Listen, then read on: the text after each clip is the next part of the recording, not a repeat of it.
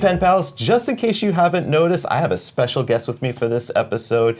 I have Ilysse from Plan with Ilysse, and we're going to talk zebra, particularly the Mildliners.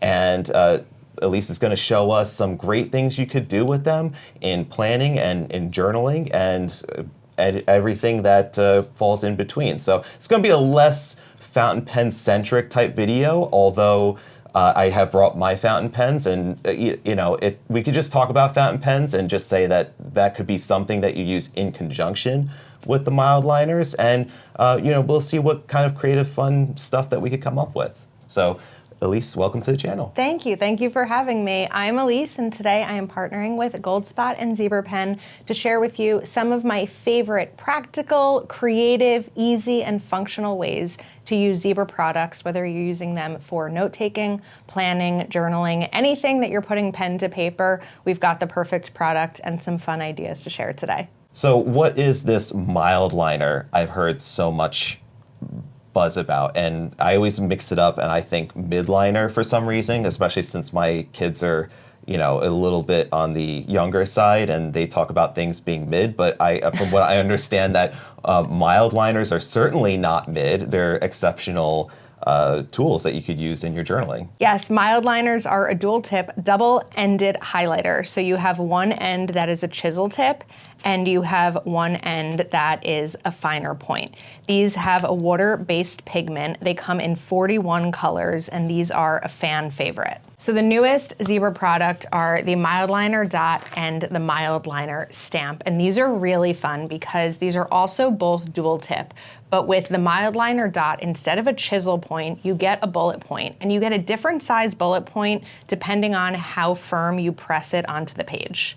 And these come in 10 different colors. With the dot marker, you're going to get a different dot size based on the firmness. So if I just tap it, I'll have a tiny dot. If I press a little harder, I get a medium dot.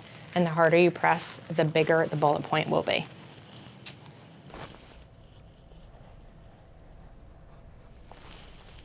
We also have the Mildliner Stamp. So this is also dual tip, but instead of it being a bullet point or a chisel, it actually stamps a little design on the page. There's 2 stars, a heart, an arrow, and a fun little flower.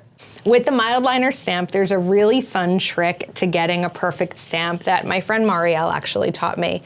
When you stamp this down, you're going to rotate it just a bit and then lift up, and you will get a perfect stamp every single time. And the stamp is also dual tip. And these in the front here seem like the more traditional click top type of ballpoint pens that I'm used to seeing, at least in the pen world. So could you tell me a little bit more about these here? Yes, so these are Sarasa R.4 retractable pens. They dry really quickly and they don't smear. It also has a fine point, so when you're writing, it's really easy to write neatly, and they come in a ton of vivid colors. Okay, so now that we got a basic understanding of what all these awesome pens are in front of us here, I would like to kind of get an idea of how does anybody really kind of use these effectively, and how do they kind of fit into a journaling or a planning sort of way that makes sense to people maybe just only let's say writing with a few different pens in their notebook, and they don't really have a system per se. So my favorite thing about all of these Zebra products is how many colors they come in. The dual tip Mildliner comes in 41 colors, and with the ability to use 41 different colors, you can create a color scheme or color palette for every season of life that you're in. When we are in winter, we could pull out some more wintry colors. You get a and gray create a palette or something together. Maybe this darker purple, and get this one as well for a little bit more of a winter palette. You could also do a lot of fun writing. You could make holiday gift tags or holiday cards with this and pull out different colors that are going to be matching the holiday and have a lot of fun creatively. One of the ways that I love to use the Mildliner dots are by setting priorities. I use red, green, and yellow to color code how urgent something is for me. Now, this is really personal to how your brain works. When I do this, for me, red is urgent, yellow can wait, but it's important, and green is something that can be delegated. However, a lot of people told me that my brain is doing it the opposite way. That if you're seeing green, it should be go, and the red should be stop. Yes. Is that how your brain would do this? I think, well, I'm seeing traffic light. So like I'm thinking traffic light vibes where it's like stop. And also red tends to be a very like urgent sort of color. So I could kind of see it going both ways. And I understand where you're coming from on that. And I think that probably would work, I think, for most people who need to like have something very like red and in their face to like understand that this is like needs to be done today. Yeah. Super urgent. I think that the most important thing to remember is there's no rule. Whatever works for your brain, whatever you want in the moment, that's what the rule is, not what I'm saying or Tom is saying today. It's just whatever works best for you. Yeah, and with all the color options available, you have the room to explore and to find something that personally fits you the best. One of the other things that I love to do is color code life categories, because I keep saying I'm in my list making era, and when I see something in a certain color, I immediately know what it is. So for an example, I always use green for finance because to me, green feels like money. Not everything else needs a specific reason for the color, but with this page I set up here, I have certain goals for home, work, health, finance, personal, and family.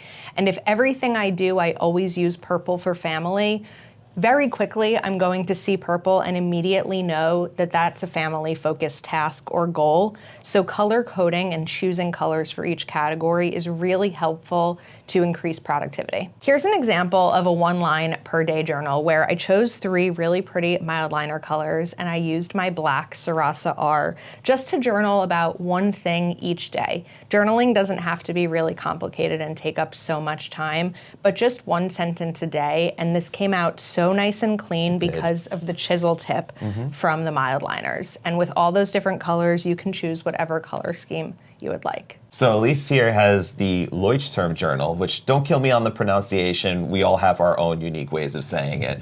But this is her December habits, which are actually use the dot ones, right? The dot Mildliners. Yes, so I drew out the grid here using the Sarasa R.4. And then just to make it fun for Christmas, I used the red and the green dots. I drew X's on the weekend where I didn't feel that I had to be up by 7 a.m. or have my phone off by 9 p.m. And then just added the bullets on the days that I was able to successfully complete the habit. This is such an easy page to make, and you can grab whatever one color or 41 colors you want to fill it in, just customizing the color palette for you. If you really want a fun and easy way to elevate your list making, note taking, journaling, or planning, I created a bunch of really fun headers just using the Mildliner and the Sarasa R.4. And these are so simple and easy to do. I'm not artistic by any means, but I had a lot of fun just creating really simple ways to make it look like you're more talented than I am. And I love how they came out. And of course, you could use any word here. This is just header as the example. So do you go in first with the Sarasa and then with the Mildline, or you do how do you usually go about doing the headers on those? Some of these are a little bit different. Most of them I actually started with the Mildliner just because that was going to have the boldest stroke. Then I would come in and add shadows throughout using the Sarasa R. Some of these are really simple. I love this one here because it just looks like it's taped on. And then others are a little bit more fun, and you can kind of get your aggression out by dotting really heavily, and it just looks like a fun result. Now, where is it that you might get some inspiration for, let's say, either like headers or trackers, or you know, where can people kind of find maybe like examples of these that they could, I mean, besides, of course, your channel, I would assume, right? Right, yeah. You can look on Pinterest. Zebra has a ton of really fun examples on their website as well. And just when you're looking online and, you know, fun ways to make lists in my planner or in my journal, you can see a lot of images and know immediately which ones are going to be really easy for you and which ones are maybe made for a more seasoned artist. Another way to use all of these products is by creating fun borders and frames. You could use these in a journal, but you could also use them for cards, for decorating stationery, really anything that you're going to put pen to paper on. You can create really easy and simple borders. This one here is using the heart stamp and then just the black Sarasa R by dotting around. These other ones, this one is just the dot marker going around, and then a combination of both ends of the Mildliner dual tip. I also really like to use stencils because I have trouble sometimes drawing a straight line, even when there's a ruler in front of me. And really, any stencil that you can pick up will make it easier just to create these cleaner lines. If you don't have a stencil for the shape that you're looking for, I have a trick for you. I wanted to make this mood tracker and create fun Christmas ornaments, but I didn't have an ornament stencil. I happened to find this disco ball sticker that I put on paper, cut it out so it would be a little bit thicker, and just used this to trace because it seemed a similar shape to me as ornaments. You could also draw some strings hanging with them, but don't feel that you need to go out and buy a stencil for every shape you want. There's plenty of things that you can create just for what you have around the house. All right, so we took a look at just how you could demonstrate how to use the Zebra Mildliners and the Sarasa to create different layouts and to work with your planner and to really enhance, I think, a lot of the things that you do during the day. So I was just wondering, when you put all this together and you're, in your planner, you're really getting down to, you're using it on a daily basis. I have my own journaling habits as well.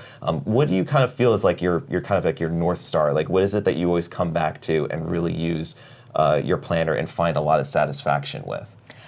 At the end of the day, for me, it's really about putting pen to paper. Nothing eases my mind like writing it down, whether I'm writing it on a sticky note, a planner, or the nearest napkin that I have by that I am at a restaurant using. Getting it out of my brain and onto paper really helps. When I was in elementary school and coming home doing my homework and I had to read a chapter from a history textbook, my dad would have me sit down with the chapter and a notebook and outline the whole thing because he felt that outlining it is really how you got the most comprehension from what you were reading.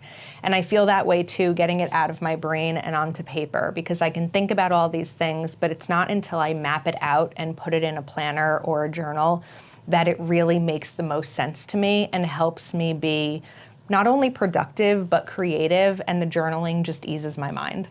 Yeah, I totally feel the same way. And it's if I don't have my journal out with me, on my desk, or even I get home from the office, I even just put it out and just have it, because it literally has everything that I'm doing from the moment I wake up to the moment I go to bed.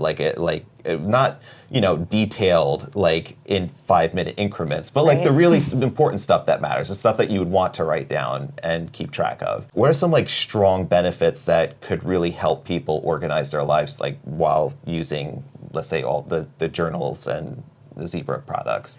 I think that we are in a time of such busyness. Everyone I know is so busy right now.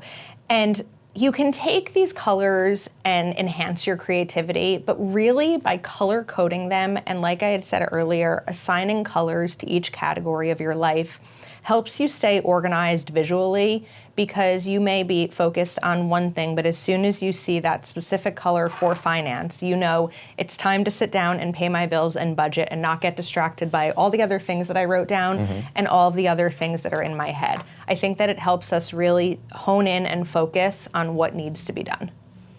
Yeah, I think there's a lot of great apps that are out there that people could take advantage of when it comes to, let's say, budgeting or time management.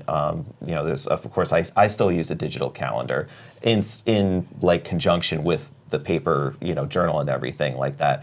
But there's just something to doing it on paper that allows you to, I feel commit more of it to memory and to almost internalize. Even though this stuff originates from your head, there's so many thoughts in your head that go on during the day, but then when you focus on the one particular, thought of that you need to really focus on, that's the stuff that is going to benefit you, then I think that it helps you really have that become part of your person as you go out through the day. Absolutely. You could answer a text message from someone very quickly using your thumbs and maybe even forget that you answered them. And it would be the same thing if I'm putting a to-do in my phone, in my notes app, or in a productivity app. But writing it down really does help commit to memory. And I was just curious also, is you share a lot of this publicly on your YouTube channel. And one of the things I've always like let's say taken issue with or just felt a little bit shy about is like really sharing a lot of like personal details about like my life like on the internet. It's like, could you give us like maybe like a little bit of some, I don't know, like some advice of being able to do that, or if like there's a way that you got comfortable with doing that, or if there's like, because I've seen also people like will kind of like selectively redact things, Yeah. so they don't share like every little personal tidbit about themselves, but you have people who follow you and like are personally invested in your story and like know kind of like the seasons that you're going through in your life, and I just was wondering like how does that feel like when you have like so much of that out on the internet? It feels like we're in a community. So when I first started my channel, it was actually in 2020 during COVID, and I work remotely, and most of my socialization, if not all of the talking that I did in a day, was to my audience on YouTube. And so even though I'm talking to myself all day, there is someone at the other end who's watching it. And I'll get messages from people who maybe watch my videos during the night while they're feeding their baby, or they're also home alone, and it gives them that sense of community. I've always been a pretty open, sharing person, but I am mindful of what I am sharing and making sure that the people in my life who are being shared, they're okay with that information. I don't write my doctor's name if I'm writing that I have an appointment. So I am mindful that this is all out on the internet for anyone to see.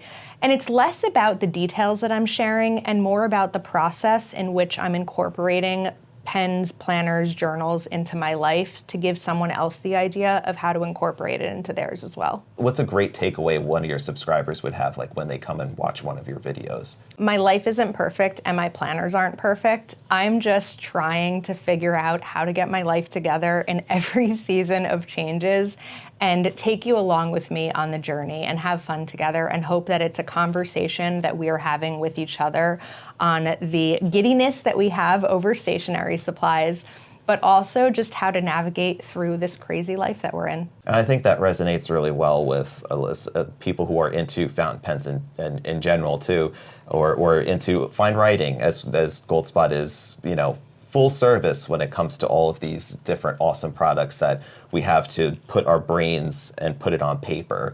And like our lives are so much like a jumble of like emotions, things to do, obligations, or like just things that just can like turn us into big balls of stress. But like when you just sit down with a simple pen and paper, like life becomes simple, and it becomes so much more like clear. Like you could just develop this relationship with you and the page, and it just is like a very special connection that you could have with it.